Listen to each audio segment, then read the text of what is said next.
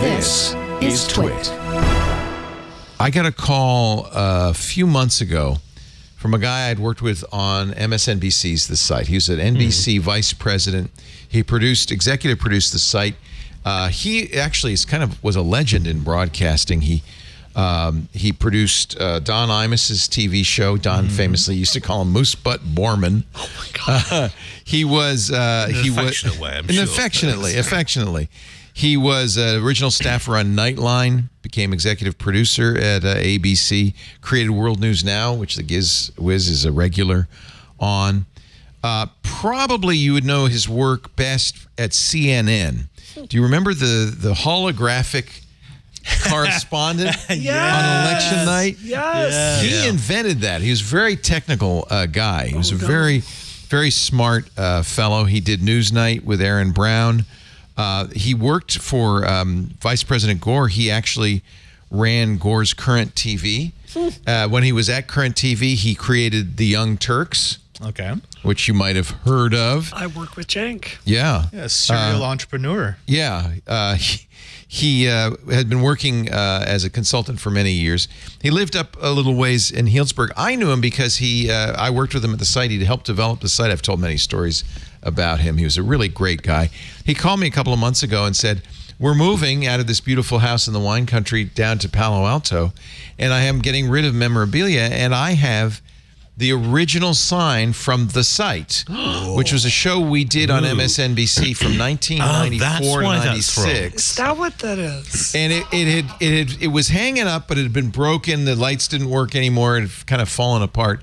He said, do you want it? And he said, when you're done with it, I've promised it to the Computer History Museum. They want to put it there. So this was a show for this. When MSNBC launched, it was a joint venture of NBC and Microsoft. They came to Ziff Davis and said, we need a technology show if we're going to be. So I went out to 30 Rock and presented, along with a bunch of other Ziff Davis people, a show that we wanted to do. I wrote the long 95-page treatment, and it got the site on the air. And I was there for the launching. That's where I got my Emmy for the virtual character. I played Dev Null with Soledad O'Brien was the anchor. So I said, yes, we'll come up. Jerry Wagley, who was our chief operations officer, had just got his Ford pickup, his new electric Ford pickup, the Lightning. And so we drove up, we got it, brought it down here, and I gave it to Burke, I said, Burke, can you get this thing working? It's not in great shape. He opened it up. It was custom made for the site. NBC probably spent $20,000 on this thing. Bohrman told me, he said, yeah, we did the pilot, and Andy Lax, the head of NBC News, called up and said, you need a sign. Get a sign made for the show. So that was basically behind you at the moment. Carte blanche. Yeah, we have a big gear. We have a sign. He said carte blanche to do whatever he wants. So he built this sign. It was custom made fluorescent lighting all the way around, because fluorescent was all we had in those days. When we got it, the fluorescent bulbs were very broken. Miami Vice. Yeah, Burke took it apart. He has been spending many hours fixing this, because, sad to say, David Bohrman passed away at the age of 69 last Sunday. Very young. Yeah, it was very young. He was a really talented producer, a smart guy. I really enjoyed knowing him, and I'm very grateful. So I said, Burke, I'd love to talk about David on TWiT this Sunday. Can you get the sign working? And John, you said he was up till midnight every night for the last three nights. And now it shines. And there's the site sign. We haven't hung it. He said, I get it working, but hanging it it's very heavy, and we want to make sure it's safe and doesn't fall on Ian's head. So I'm very thankful about that. Thank you. So it's not yet hung. We will hang it. What's the frame is made out of aluminum? Yeah. Go ahead and touch it. It's. I think you'll find that's aluminium. But Oh, you just gave him an opening, didn't you? I don't know if it's aluminum or aluminium or lead. It's so nice. It's The thing weighs like several hundred pounds. So this is what I'm trying to think about from an iconography perspective. What is this supposed to be like Jetsons? It was the future, right? The pitch I had made to them, which was early for its time, this is 94, was that there would be a website called The Site, and the TV show, which would be a nightly TV show, would be on the air on MSNBC, but all through the day you'd be able to tune in via streaming to watch these people living together in this Victorian house. What year was this again? 94. That's Jenny Cam level of. Yeah, it was very early days. I don't know if Big Brother had launched yet or not, but I thought No, Big Brother launched in 1998. In the it was UK. later. So this is Big Brother. I actually thought about applying to that, and my girlfriend at the time said, "I will leave you instantly if you go on that show." You might have applied to this because you would be living in this Victorian, and I said we could have cameras on everybody. People would tune in during the day to watch them creating the show and then turn in at night to watch the show. This is a big, long pitch. And, of course, they cut out all that stuff and just did the show. But you realize this is just the equivalent of a hype house? You invented the TikTok hype house back in the 90s. But back in the day. So it's amazing how many people have copied it as well, because Sky News in the UK came up with the idea of putting live webcams in the news meeting office. And that lasted one session, I believe, because everyone had been warned so repeatedly not to swear, that somebody just came out and swore, and it was just, I'm sorry, it was on my mind. You know? I'm British. I can't help it. That's what I loved about my set at the Brick House, because I had the producer's row behind me. Right. So during the show, you see them doing their regular thing. That was kind of, fun. the site was also an open studio in that respect. Soledad was the anchor.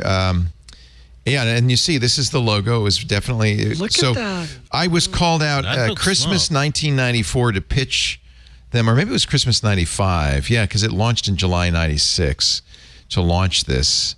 And, of course, MSNBC changed format to be full news about 18 months in, so the show was canceled. But we have the sign. Burke has done an amazing job. He's put LEDs all around the rim because those letters light up because of peripherally the light nothing coming behind through. them. Look at that. No, so it really is a remarkable thing. So Burke, I just want to say your reward: free snacks for the rest of your life, and I've got the first installment right here, Burke. Come on and get it. There you go. Don't take that peppermint patty though. That's can't mine. have that. That's mine. We do not have anything like this in Rome. They don't have a snack ball for you? You know what our snacks are? Wafers? Bread. Yeah. You can't eat the communion wafers. That's illegal. But it's Italian bread. I'm gonna it's like the sugar-filled junk you get here. Anyway, David, we thank eat you. on That was a huge contribution to us. Very cool. I'm really grateful that David really remembers smart. me so fondly, and I remember him. And David, we will miss you. Great television talent. His dad was a TV anchor in Los Angeles, quite famous, and so he got the bug from his dad. His dad was also a hippie. There's some great stories there. Someday we'll delve into them. Do you think there's much of a, there's a trend I've been noticing, especially as a lot of Twitch and TikTok and Kick and all that gets to be higher and higher production values, that they're doing a lot of, there are very few people that are building actual studios nowadays. Like there's a lot of green screen and compositing and stuff like that. Do you think we're ever going to get back to a point where people are building these sophisticated sets? That's a great question. When we built this, even then people were already doing that. Right. We had a TriCaster that could do virtual sets. And I'm a big believer, and partly because of people like David Bohrman, that there's something about a physical presence in a physical, real space where you can tell there's something behind them. In fact, in our old studio, there were windows behind us. You'd see cars go by. I remember when we first built the brick house, a listener, a viewer said, I hate this. I just saw somebody walk by with a spoon going to lunch. And I said, yes, because we want to make this a real place that has a sense of place. And I think that adds value to it. You know what? It would be a lot cheaper if we just did green screens and everybody was at home and we didn't have to have a sense of place. It would be a lot cheaper if we didn't do video at all, to be honest. And if I were starting TWiT today, maybe I'd consider those because, frankly, our financial, our business model is not great. It costs us a couple $1 million a year at least to run the studio and pay for the staff and all that, and we could do it a lot cheaper. I love what we've done, and I loved the site. Same thing. I loved having that physical presence. It's special being here, like the lights and everything. It's definitely a different experience, and it gives the panelists a sense of energy. And so I'm a big believer in this, but it's very expensive. It's it's kind of old school. I've seen a lot of tricks, like one of your competitors in this space had a really interesting video the other day about basically a black magic box that's built for basically chroma keying around people with that was at with NAB the this camera year. moving. It's amazing. It was It's really really interesting. Well, it's kind of like what they do with The Mandalorian and Andor, which is in the volume. They have big screens, and the perspective moves as the camera moves, and you can do. Look at The Mandalorian. Look at Andor. That's a fraction of the cost that it cost to make the original Star Wars movies because of that. And I think it's everybody's good. In fact, it's better for the actors because the actors aren't acting against a green screen. Yep. They're at least in a space that looks like they're in mountains. Yeah. But even with that, there's already a backlash. You've got the hardcore fans who are saying, I'm tired of that eggshell green screen thing that they use for Mandalorian and all the new Star Wars films. I'm like, well, okay, it's amazing, is it not? Sure. How quickly you get jaded. Okay, but counterpoint, Picard season 3, when they went and actually built all amazing. those sets and the Enterprise D actually flew again, I swear a tear just went down my face just I thought that was one of the big strengths of Firefly is that they actually had the full set and everyone could get, in and get that slightly claustrophobic feeling, which works. I was talking to David Hewitt, who was Dr. Rodney McKay in the Stargate franchise, and he was saying that when they canceled Stargate Universe, they were just going to toss everything. Wow. They junked everything. So he called the guy. He knew him from his Stargate Atlantis days. He said, I'll be there in like 3 hours. I'll just take what I can. Yeah. And by the time he had gotten there, they had thrown away like 90% of it. So he was able to get a couple of set pieces, some of the special lights and the sconces. Yeah. But he said, this is normal. And it's by purpose. It's not that it would cost a lot to store it. It's the producers don't want anyone making any more content with the stuff that they own. No. Sad.